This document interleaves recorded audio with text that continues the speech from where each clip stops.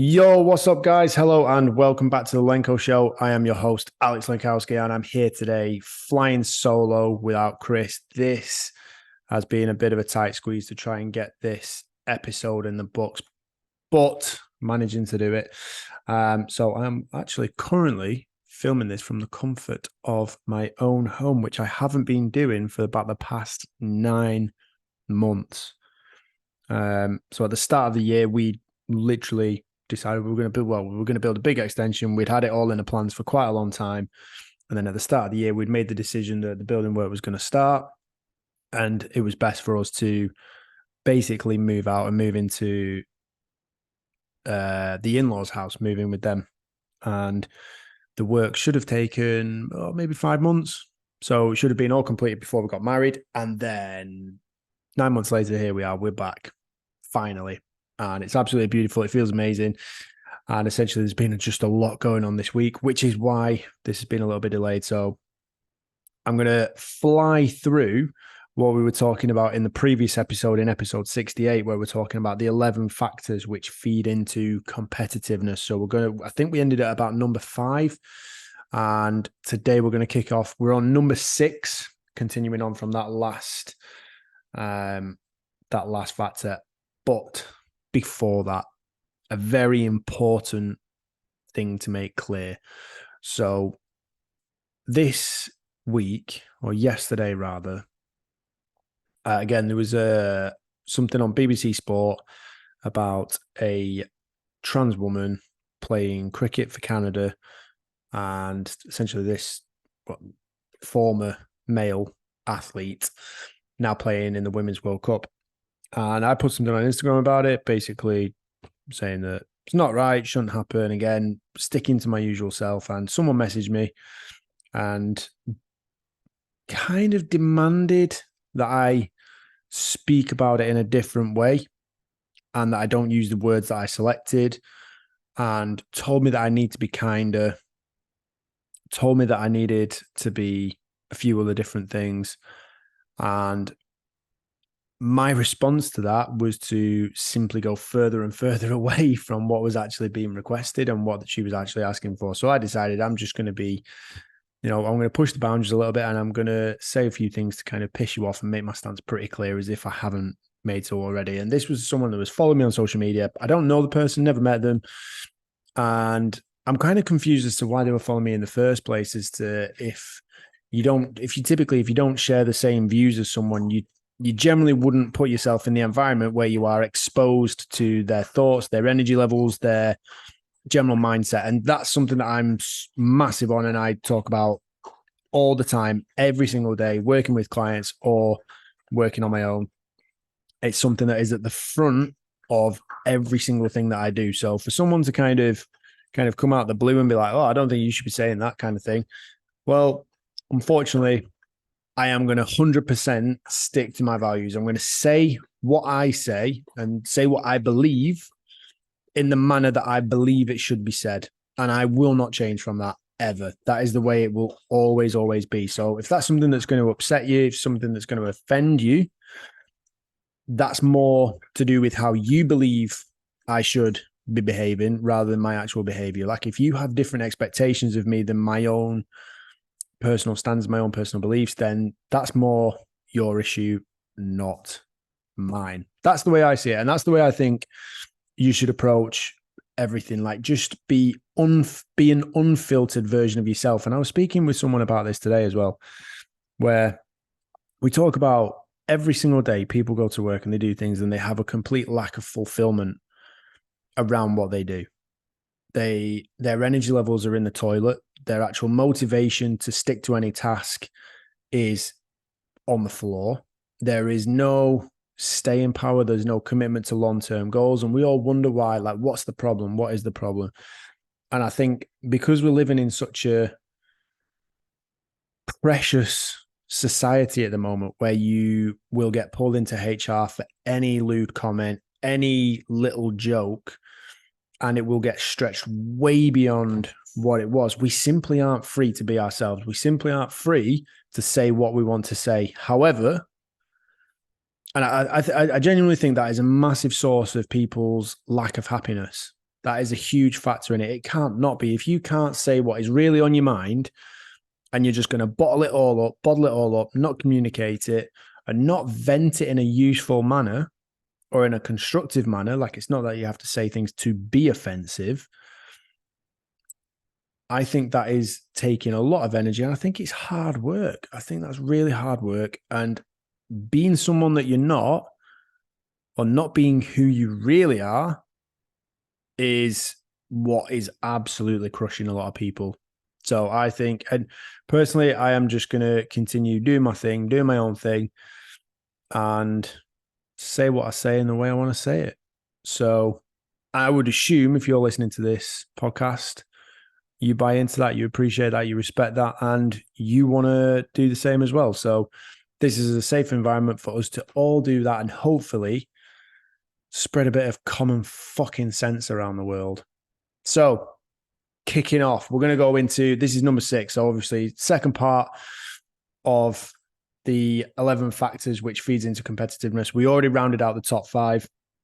Number 6, we're going to speak about a goal-oriented mindset. So some people have a strong desire to set and achieve ambitious goals. Some people have that innate link of that's what I want to do and I'm going to go and do it. This is how I'm going to go and do it.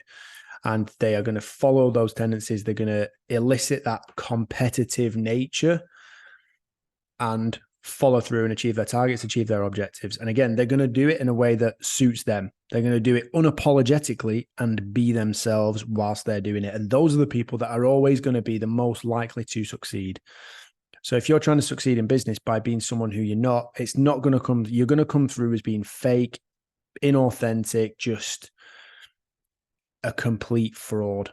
Don't live that life.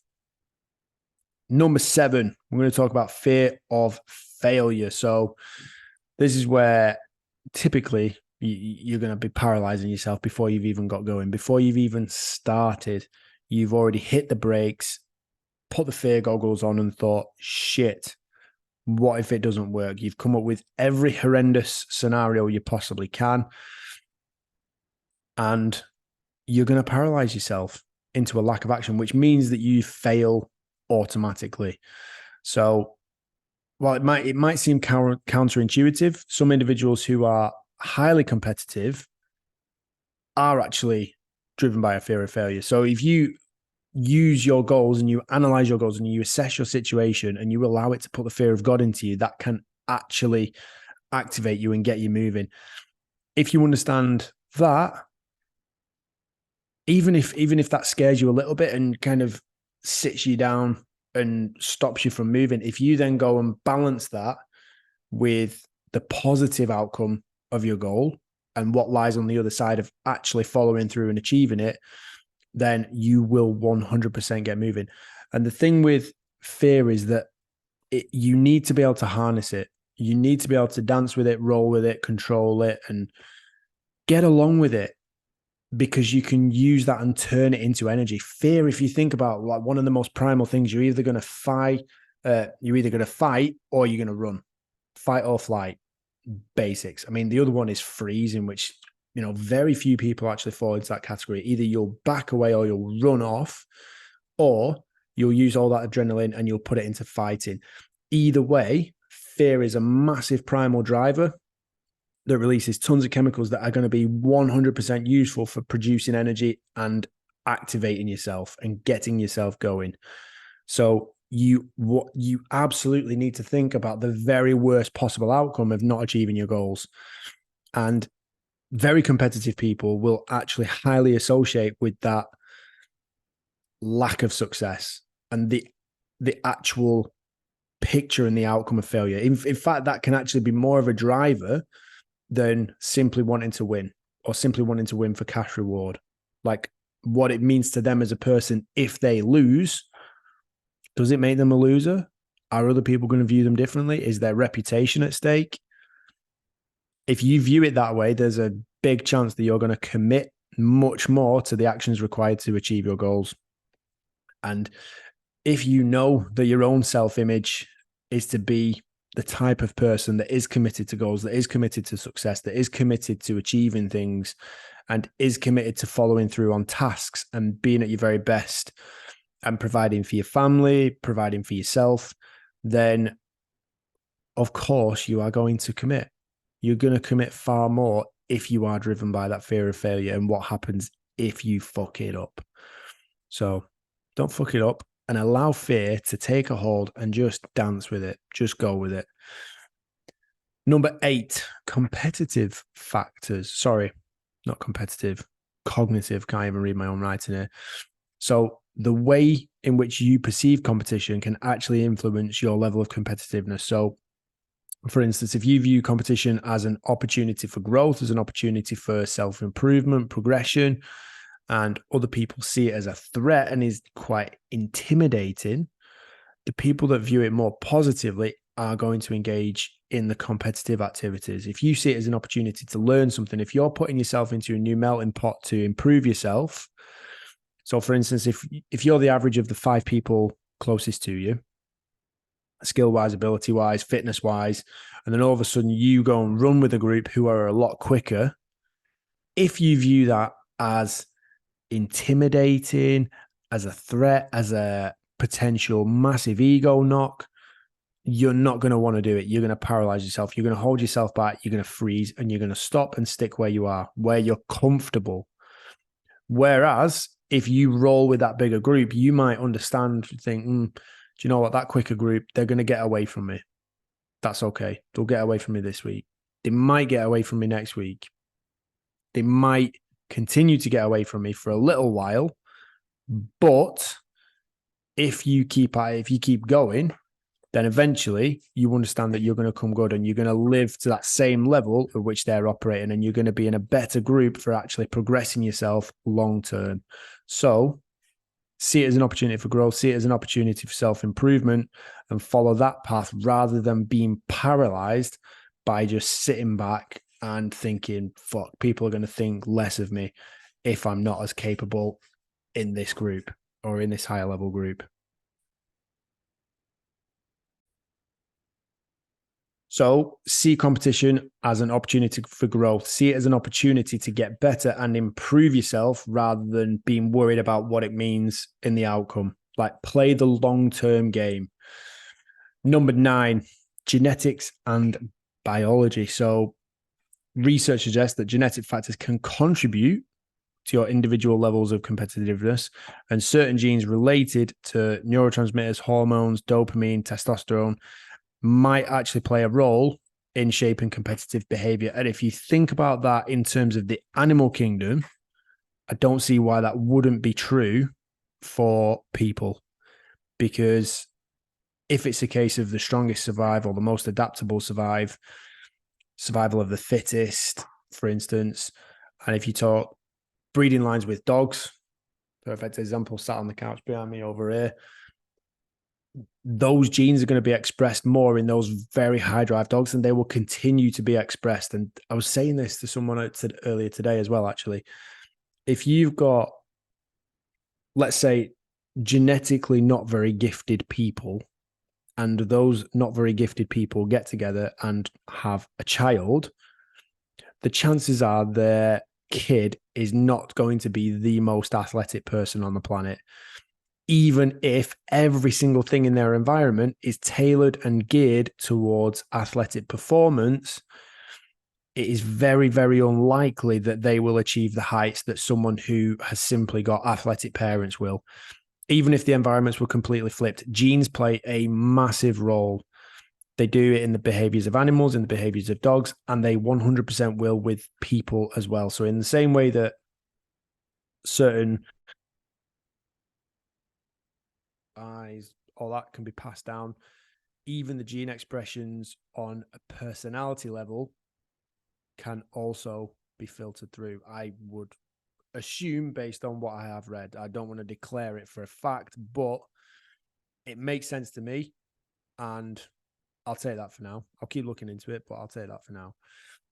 Number 10, again, this kind of fits in with your environment a little bit, but cultural and societal influences. So cultural norms and societal expectations regarding competition can shape your attitude. So again, if you promote every competitive situation as an opportunity to grow, as an opportunity to get stronger, bigger, faster, then it's going to be useful and that's going to get passed down. Whereas if you put it as, if you lose, you're worthless kind of thing, then you can probably expect that kids are going to struggle in that situation. So in cultures, at companies, football teams, sports teams, it doesn't matter what it is, if competition is highly valued and highly encouraged, then it's most likely that that competitive nature is going to continue, and it will attract other people who are naturally geared towards that. And then you will have a high performing team, because the personality traits required to win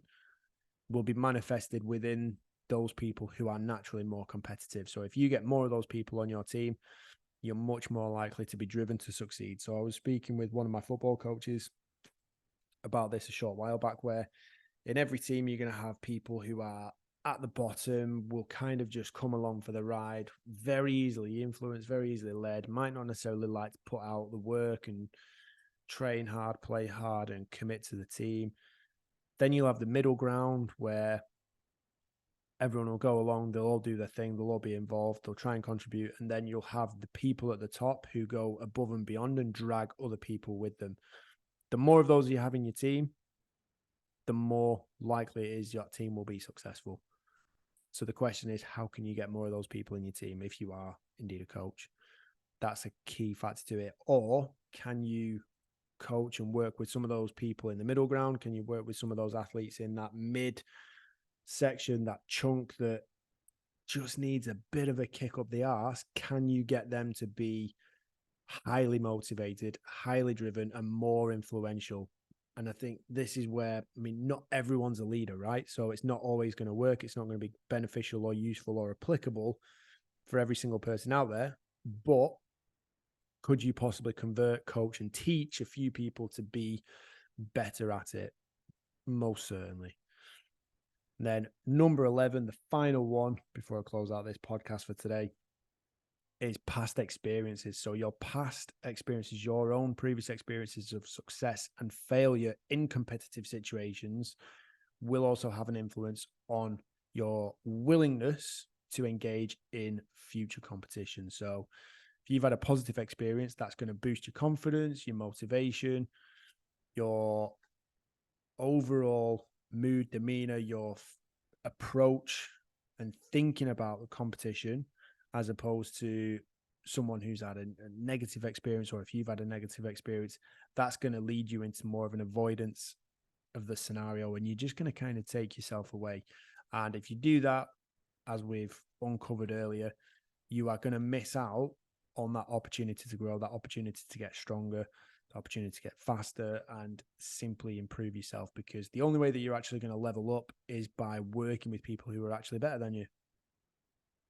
That's what coaches are for. That's what playing in high-level teams does. That's what melting pots are all about. If you can put yourself in an environment where you're consistently being tested and you're around people who are going to push themselves every single step of the way, you're more likely to go along with them. And can you take other people along with you? That is the key. So I think next time we've got scheduled down on the podcast, we are going to be talking about how to actually increase your competitiveness. So I have spoken about this a little bit today, but we've got, I would say, a list of about 8 things that we're going to roll through. And if you're a parent, if you're a coach, very, very useful, very, very applicable.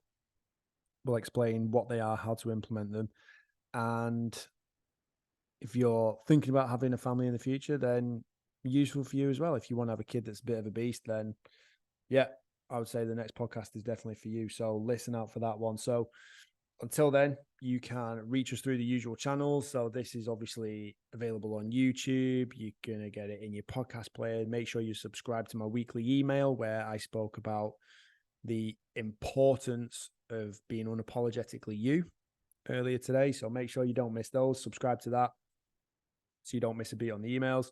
And if you've got any other questions, feel free to drop me a DM via Instagram, or indeed reach me through any one of my other channels by commenting or getting involved with anything else that I'm doing.